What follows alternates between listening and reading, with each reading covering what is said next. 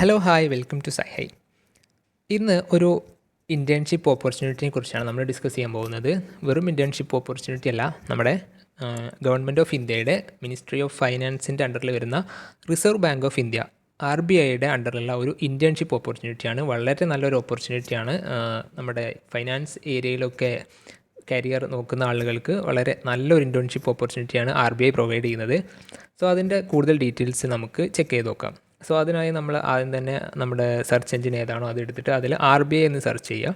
RBI എന്ന് search ചെയ്യുമ്പോൾ തന്നെ നമുക്ക് RBIയുടെ ഒഫീഷ്യൽ വെബ്സൈറ്റ്സ് വരും. ഇപ്പോൾ നിലവിൽ അതിൻ്റെ നോട്ടിഫിക്കേഷനും അതുപോലെ തന്നെ പ്ലേസ്മെൻറ്റിൻ്റെ അല്ലെങ്കിൽ ഇൻറ്റേൺഷിപ്പിൻ്റെ കാര്യങ്ങളൊക്കെ ഓൺഗോയിങ് ആയതുകൊണ്ട് തന്നെ അതിൽ സമ്മർ പ്ലേസ്മെൻറ്റ് എന്ന് പറയുന്ന ഒരു ഓപ്ഷൻ ഉണ്ട്. സോ അതിൽ ക്ലിക്ക് ചെയ്യുക. അതിൽ ക്ലിക്ക് ചെയ്യുമ്പോൾ നമുക്ക് മേലെ റിസർച്ച് ഇൻറ്റേൺഷിപ്പ് എന്നുള്ളൊരു ഓപ്ഷൻ ഉണ്ട്. അതിൻ്റെ അടിയിൽ research internship at reserve bank of India എന്നുള്ളൊരു ഓപ്ഷൻ ഉണ്ട്. ഒറ്റനോട്ടത്തിൽ അതൊരു ഹൈപ്പർ ലിങ്ക് അല്ല എന്നുണ്ടെന്നുണ്ടെങ്കിലും അതൊരു ഹൈപ്പർ ലിങ്ക് ആണ്. സോ അതിൽ ക്ലിക്ക് ചെയ്യുക. സോ ഈ കാണുന്ന ഒരു ഇൻ്റർഫേസിൽ തന്നെ അതിൻ്റെ നോട്ടിഫിക്കേഷൻ ഫുൾ തന്നിട്ടുണ്ട്. എന്നാൽ നമുക്ക് കൂടുതൽ ഒരു ക്ലാരിറ്റിക്ക് വേണ്ടിയിട്ട് അതിൻ്റെ PDF ഫോർമാറ്റിൽ നമുക്ക് കാര്യങ്ങൾ ഡിസ്കസ് ചെയ്തു പോകുന്നതാണ്. സോ അതിന് നമുക്ക് ഇവിടെ ഒരു PDF ഓപ്ഷൻ ഉണ്ട്. അതിൽ ക്ലിക്ക് ചെയ്യുന്നതോടുകൂടി അതിൻ്റെ PDF നമുക്ക് അവൈലബിൾ ആയിട്ട് വരും. സോ ഇതാണ് അതിൻ്റെ ഒഫീഷ്യൽ നോട്ടിഫിക്കേഷൻ എന്ന് പറയുന്നത്. സോ RBI നമുക്കറിയാവുന്ന പോലെ തന്നെ നമ്മുടെ ഫിനാൻസ് കാര്യങ്ങളിൽ ഏറ്റവും പരമാധികാരമുള്ള ഒരു ഓർഗനൈസേഷനാണ്. മിനിസ്ട്രി ഓഫ് ഫൈനാൻസിൻ്റെ അണ്ടറിൽ വരുന്ന ഓർഗനൈസേഷനാണ്. സോ ഈ ഒരു റിസർച്ച് ഇൻറ്റേൺഷിപ്പ് RBI പ്രൊവൈഡ് ചെയ്യുന്നതുകൊണ്ട് അവർ ഈ ഫിനാൻസ് ഏരിയയിൽ കരിയർ നോക്കുന്ന കറൻ്റ്ലി കോളേജ് ഔട്ട് ഗോയിങ് ആയിട്ടുള്ള അതുപോലെ തന്നെ ഭാവിയിലൊരു ബെറ്റർ കരിയർ ഇൻ ഫിനാൻസ് ഏരിയയിൽ നോക്കുന്ന അല്ലെങ്കിൽ ഫിനാൻസ് ഏരിയയിൽ അല്ലെങ്കിൽ ഇക്കണോമിക്സ് ബാങ്കിങ് ഒക്കെ ഏരിയയിൽ ഒരു PhD ഒക്കെ നോക്കുന്ന ആളുകൾ അതുപോലെ തന്നെ കറൻ്റ്ലി കോളേജ് കഴിഞ്ഞ് നിൽക്കുന്ന ആ ഒരു ഏരിയയിലുള്ള ആളുകളൊക്കെ ലക്ഷ്യമിട്ടിട്ടാണ് ഈ ഒരു ഇൻറ്റേൺഷിപ്പ് ഓപ്പർച്യൂണിറ്റി RBI പ്രൊവൈഡ് ചെയ്യുന്നത്. സോ ഈ ഒരു ഇൻറ്റേൺഷിപ്പ് വഴി ഇൻറ്റേൺഷിപ്പ് കിട്ടുകയാണെന്നുണ്ടെങ്കിൽ ആ ഒരു ഇൻറ്റേൺഷിപ്പിൽ നമുക്ക് എന്തൊക്കെ ചെയ്യാൻ പറ്റും എന്നുള്ള കാര്യങ്ങൾ അവരവിടെ ബ്രീഫായിട്ട് കൊടുത്തിട്ടുണ്ട്.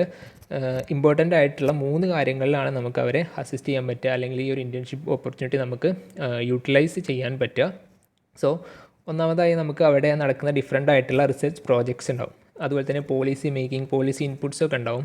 സോ ആ അത്തരത്തിലുള്ള പ്രോജക്ട്സിലും പോളിസി മേക്കിങ്ങിലൊക്കെ ഒരു പാർട്ടാവും. അതുപോലെ തന്നെ ഫിനാൻസ് ഏരിയയിലുള്ള അല്ലെങ്കിൽ റിസർച്ച് പേപ്പേഴ്സിലൊക്കെ പബ്ലിക്കേഷൻ എയിം ചെയ്ത് കൊണ്ടു നടക്കുന്ന RBIയിലെ ഡിഫറെൻറ്റ് പ്രോജക്ട്സ് ഉണ്ടാവും. അതിൽ നമുക്ക് അസിസ്റ്റ് ചെയ്യാൻ പറ്റും. ദെൻ അതുപോലെ തന്നെ ഡാറ്റ മാനേജ്മെൻറ്റിൽ നമുക്ക് അവരെ അസിസ്റ്റ് ചെയ്യാൻ പറ്റും.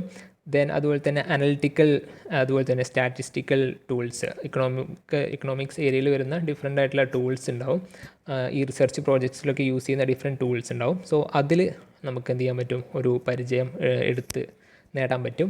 അതുപോലെ തന്നെ റിസർച്ച് റൈറ്റിങ്ങിൽ അവരെ നമുക്ക് അസിസ്റ്റ് ചെയ്യാൻ പറ്റും. അതുപോലെ തന്നെ അതുപോലത്തുള്ള മറ്റ് ഫിനാൻസ് റിലേറ്റഡ് ആയിട്ടുള്ള പോളിസി മേക്കിങ്സ്, ആർട്ടിക്കിൾസ് അങ്ങനെയുള്ള മെയിൻലി ഒരു ഫിനാൻസ് ഏരിയയിൽ റിലേറ്റഡ് ആയിട്ടുള്ള പ്രോസസ്സായിരിക്കും ഈ ഒരു ഇൻറ്റേൺഷിപ്പ് വഴി RBI നമുക്ക് പ്രൊവൈഡ് ചെയ്യുന്നത്. സോ പ്ലേസ്മെൻറ്റ് കൊടുത്തിട്ടുണ്ട്. പ്ലേസ്മെൻറ്റ് എന്ന് പറയുന്നത് നമ്മുടെ ഈ ഒരു ഇൻറ്റേൺഷിപ്പ് വഴി നമുക്ക് ഏത് ഡിപ്പാർട്ട്മെൻറ്റിലാണോ RBIൻ്റെ അണ്ടറിലുള്ള ഏത് ഡിപ്പാർട്ട്മെൻറ്റിലാണോ നമ്മൾ പ്ലേസ്ഡ് ആകുന്നത് എന്നുള്ളത്, അതായത് ഈ ഒരു ഇൻറ്റേൺഷിപ്പ് ഓപ്പർച്യൂണിറ്റിക്ക് വേണ്ടി മാത്രമുള്ള പ്ലേസ്മെൻറ്റാണ്. അതായത് നമ്മൾ ജസ്റ്റ് നമ്മൾ ആ ഇൻറ്റേൺഷിപ്പ് ഏത് ഡിപ്പാർട്ട്മെൻറ്റിലാണ് ചെയ്യുന്നത് എന്നുള്ള ഒരു പ്ലേസ്മെൻറ്റ് മാത്രം. സോ 4 ഡിപ്പാർട്ട്മെൻറ്റ്സാണ് ഇവിടെ കൊടുത്തിട്ടുള്ളത്. DEPR, അതുപോലെ തന്നെ DSIM, then FSD and ID.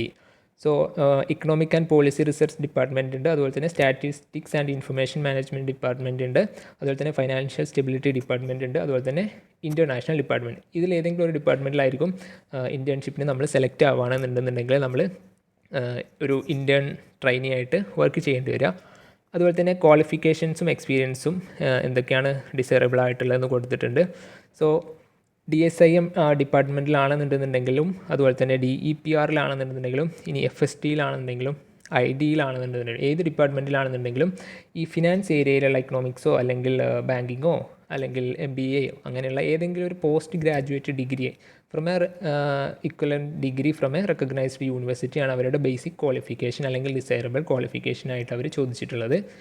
Then അതുപോലെ തന്നെ ഡിസൈറബിളായിട്ട് അല്ലെങ്കിൽ അഡീഷണലായിട്ട് പ്രൊഫിഷ്യൻസി ഇൻ അപ്ലൈഡ് എക്കണോമെട്രിക്സ്, അതുപോലെ തന്നെ ക്വാണ്ടിറ്റേറ്റീവ് ടെക്നിക്സ് അങ്ങനെയുള്ള കുറച്ച് സ്റ്റാറ്റിസ്റ്റിക്കൽ അനാലിസിസ് ഇതൊക്കെ ഉണ്ടെന്നുണ്ടെങ്കിൽ അത് ഡിസൈറബിൾ ആണ്. അവർക്ക് മുൻതൂക്കം ഉണ്ടാവും. നമ്മൾ ഏതൊരു ഓപ്പർച്യൂണിറ്റിക്ക് പോകുകയാണെന്നുണ്ടെന്നുണ്ടെങ്കിലും കൂടുതൽ ക്വാളിഫിക്കേഷൻസ് യൂസ്ഫുൾ ആയിട്ടുള്ള കൂടുതൽ ക്വാളിഫിക്കേഷൻസ് ഉള്ള ആളുകളായിരിക്കുമല്ലോ സെലക്ട് ചെയ്യുന്നുണ്ടാവുക. സോ കൂടുതൽ ഇത്തരത്തിലുള്ള ഡിസൈറബിൾ ക്വാളിറ്റീസ് ഉണ്ടെന്നുണ്ടെങ്കിൽ അത് നമ്മളെ ഈ ഒരു ഓപ്പർച്യൂണിറ്റി എത്തിക്കാൻ വേണ്ടി കൂടുതലായിട്ട് ഹെൽപ്പ് ചെയ്യും. ദെൻ വർക്ക് എക്സ്പീരിയൻസ് ആവശ്യമില്ല. ഫ്രഷേഴ്സിനും നമുക്ക് എന്ത് ചെയ്യാൻ പറ്റും, അപ്ലൈ ചെയ്യാൻ പറ്റും. ഒരു വർക്ക് എക്സ്പീരിയൻസ് ഇത്ര വേണം എന്നവർ പറയുന്നില്ല. ദെൻ മോഡ് ഓഫ് ആപ്ലിക്കേഷൻ എന്ന് പറയുന്നത് ഒരു സ്പെസിഫിക് ആയിട്ടുള്ള ആപ്ലിക്കേഷൻ ഫോം ഉണ്ട്. ആ ആപ്ലിക്കേഷൻ ഫോം ഫില്ല് ചെയ്തിട്ട് അവരുടെ ഒരു മെയിലുണ്ട്. ആ മെയിലിലോട്ട് നമ്മൾ എന്ത് ചെയ്യണം, അയച്ചു കൊടുക്കുകയാണ് വേണ്ടത്. സോ ഇവിടെ ഒരു ഹൈപ്പർ ലിങ്ക് ഉണ്ട് ഈ PDF-ൽ. അതിൽ ക്ലിക്ക് ചെയ്യുകയാണെന്നുണ്ടെങ്കിൽ നമുക്ക് ആ ഒരു സ്പെസിഫിക് ആയിട്ടുള്ള ആപ്ലിക്കേഷൻ ഫോം നമുക്ക് കിട്ടും. അതോടൊപ്പം നമ്മുടെ CV, അതുപോലെ തന്നെ SOP, സ്റ്റേറ്റ്മെൻറ്റ് ഓഫ് പർപ്പസ് എല്ലാം നമ്മൾ അവരുടെ മെയിലിലോട്ട് അയച്ചു കൊടുക്കണം. ഈ മെയിലും അതുപോലെ തന്നെ ഈ ഒരു പർട്ടിക്കുലർ നോട്ടിഫിക്കേഷനിലോട്ടുള്ള ലിങ്കും എല്ലാം നമ്മൾ താഴെ ഡിസ്ക്രിപ്ഷൻ ബോക്സിൽ കൊടുക്കുന്നതാണ്. സോ അതിൽ നിന്ന് നിങ്ങൾക്ക് ഡയറക്റ്റ് അത് എടുക്കാവുന്നതാണ്. സോ ഈ നമ്മൾ അയക്കുന്ന ആപ്ലിക്കേഷൻ ഫോമിൻ്റെയും അതുപോലെ തന്നെ നമ്മുടെ CV, SOP ഇതൊക്കെ ബേസ് ചെയ്തിട്ടാണ് അവർ ഷോർട്ട് ലിസ്റ്റ് ചെയ്യുക. ഷോർട്ട് ലിസ്റ്റ് ചെയ്ത ആളുകളെ എന്ത് ചെയ്യുന്നുണ്ടാവും, കാൻഡിഡേറ്റ്സിന് അവർ ഒരു പേഴ്സണൽ ഇൻ്റർവ്യൂവിന് വേണ്ടി കൂടി വിളിക്കും. ദെൻ എന്നിട്ടായിരിക്കും ഒരു ഫൈനൽ ലിസ്റ്റ് അവർ പബ്ലിഷ് ചെയ്യുന്നുണ്ടാവുക. ഓക്കെ, സോ ഇതിൻ്റെ ഒരു ടെന്യൂർ, ആപ്ലിക്കേഷൻ്റെ ടെന്യൂർ എന്ന് പറയുന്നത് ഒരു വർഷത്തിൽ 2 ബാച്ചായിട്ടാണ് RBI എപ്പോഴും ഇന്ത്യൻസിനെ എടുക്കുന്നുണ്ടാവുക. സോ അതിലൊരു ബാച്ച് എന്ന് പറയുന്നത് ജനുവരിയിൽ സ്റ്റാർട്ട് ചെയ്യും, അടുത്ത ബാച്ച് എന്ന് പറയുന്നത് ജൂലൈയിൽ സ്റ്റാർട്ട് ചെയ്യും. രണ്ടും 6 മന്ത് ഇൻറ്റേൺഷിപ്പാണ്. ഓക്കെ, സോ ഈ ജനുവരി ബാച്ചിലോട്ടുള്ള ആപ്ലിക്കേഷൻ ഓൾറെഡി കഴിഞ്ഞു. ജനുവരി ബാച്ച് ഓൾറെഡി ഓൺ ഗോയിങ് ആണ്.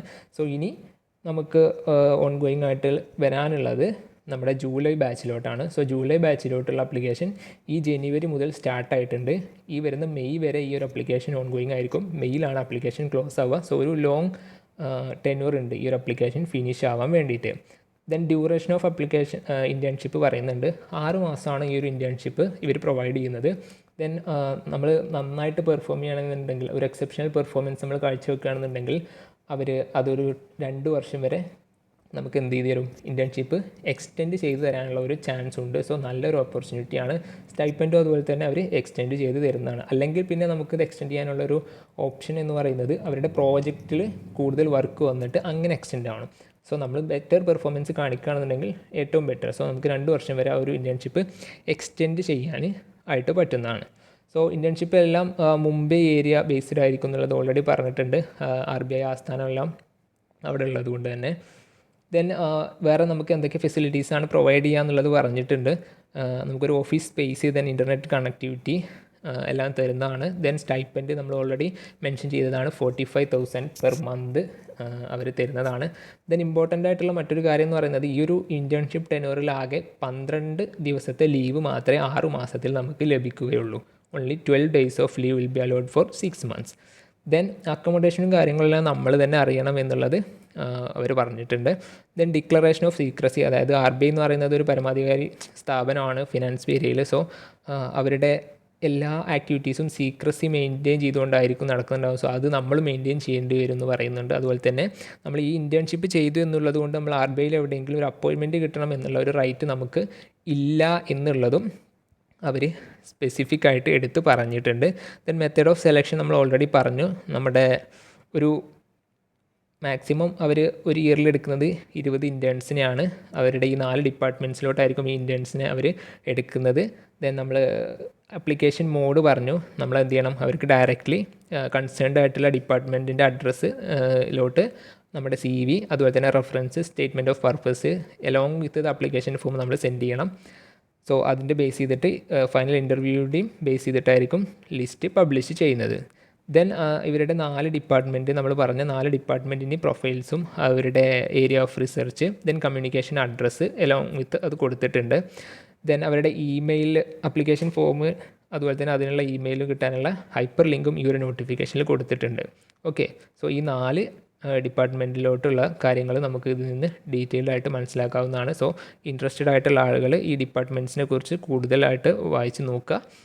ദെൻ ഇവരുടെ ഇമെയിലോട്ട് നമ്മുടെ ആപ്ലിക്കേഷൻ ഫോമും കാര്യങ്ങളൊക്കെ സെൻഡ് ചെയ്യാനായിട്ട് അവരുടെ ഈ ഒരു ഹൈപ്പർ ലിങ്ക്, ക്ലിക്ക് ഹിയർ എന്നുള്ള ഹൈപ്പർ ലിങ്കിലോട്ട് ക്ലിക്ക് ചെയ്തിട്ട് നിങ്ങളുടെ ആപ്ലിക്കേഷൻ എത്രയും പെട്ടെന്ന് സബ്മിറ്റ് ചെയ്യുക. ഒരു 6 month ടെന്യൂറിൽ 5 മന്ത്സും നമ്മൾ ഈ ഒരു അപ്ലിക്കേഷൻ അവർ അക്സെപ്റ്റ് ചെയ്യുന്നതാണ്. സോ എത്രയും പെട്ടെന്ന് അക്സെപ്റ്റ് ചെയ്യുക. കാരണം ഫിനാൻസ് ഏരിയയിലൊക്കെ നല്ലൊരു ഓപ്പർച്യൂണിറ്റി നോക്കുന്നവർക്ക് ഒരു ഇൻറ്റേൺഷിപ്പ് അറ്റ് RBI, ഇന്ത്യയിലെ ഏറ്റവും ബെസ്റ്റ് അല്ലെങ്കിൽ ഏറ്റവും വലിയ ഫിനാൻസ് ഏരിയയിലെ ഏറ്റവും വലിയ ഒരു സ്ഥാപനത്തിൽ ഒരു ഇൻറ്റേൺഷിപ്പ് ചെയ്യുക എന്ന് പറയുന്നത് അവരുടെ കരിയറിനെ അത്രയും ഫ്ലറിഷ് ചെയ്യുന്ന ഒരു ഓപ്പർച്യൂണിറ്റിയാണ്. സോ ഇത് ഹെൽപ്ഫുള്ളായ എല്ലാവരും അപ്ലൈ ചെയ്യാൻ നോക്കുക. അതുപോലെ തന്നെ ഇത് ഹെൽപ്ഫുൾ ആവുന്ന എല്ലാവർക്കും, നിങ്ങളുടെ ഫ്രണ്ട്സിനും ഫാമിലിയിലുള്ളവർക്കും എല്ലാവർക്കും ഈ ഒരു ഓപ്പർച്യൂണിറ്റിയിൽ അപ്ലൈ ചെയ്യാൻ പറ്റുന്ന എല്ലാവർക്കും നിങ്ങൾ വീഡിയോ ഷെയർ ചെയ്ത് കൊടുക്കുക. സോ ഇതുപോലത്തെ മറ്റ് യൂസ്ഫുൾ ആയിട്ടുള്ള ഇൻഫർമേഷൻ കിട്ടാൻ വേണ്ടി നിങ്ങൾ നമ്മുടെ ചാനൽ സബ്സ്ക്രൈബ് ചെയ്യുക, ഷെയർ ചെയ്യുക, വീഡിയോ ലൈക്ക് ചെയ്യുക. Okay, thanks for watching.